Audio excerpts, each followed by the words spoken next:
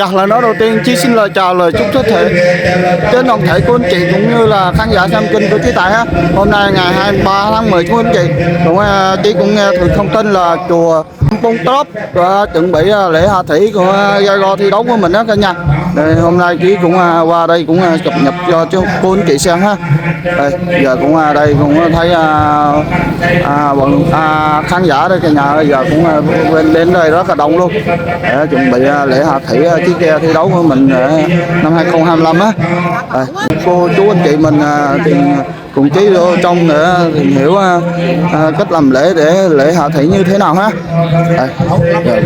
cũng thấy nè.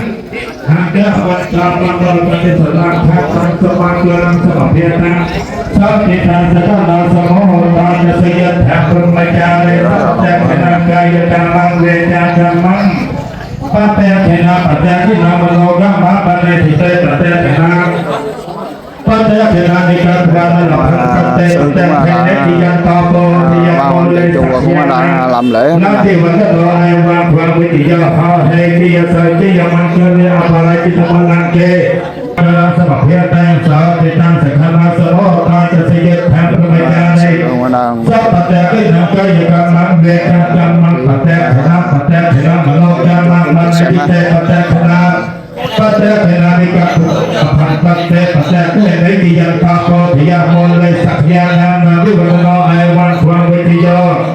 hỏi lệ kỳ giờ sợi chỉ giờ mang cơ lea phải lại chỉ tập làm kê say xe và tôi bị bao cơ lea bị say kê sa và bốc theo nắng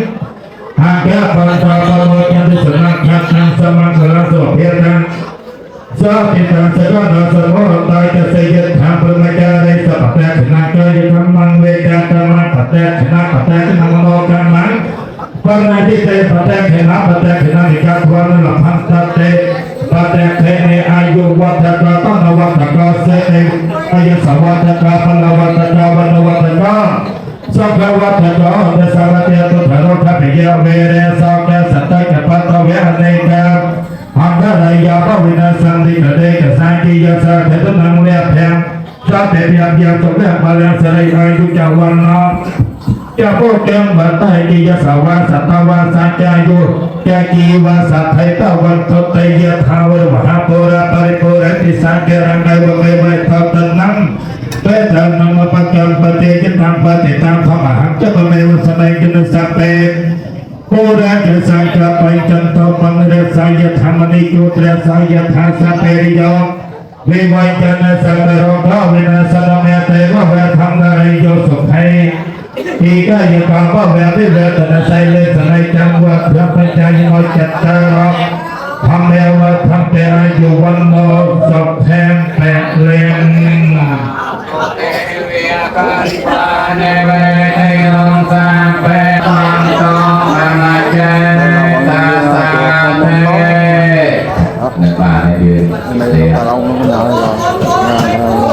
đây cũng giống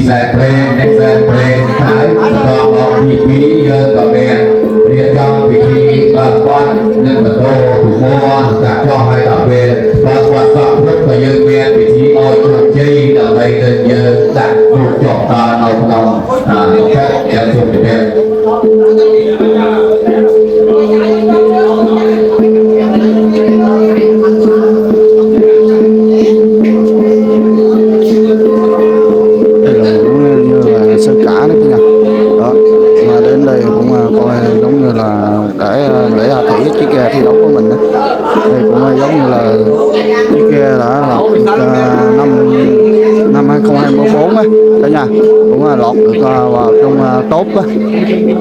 top hình như là top 16 gì đó cả nhà đó.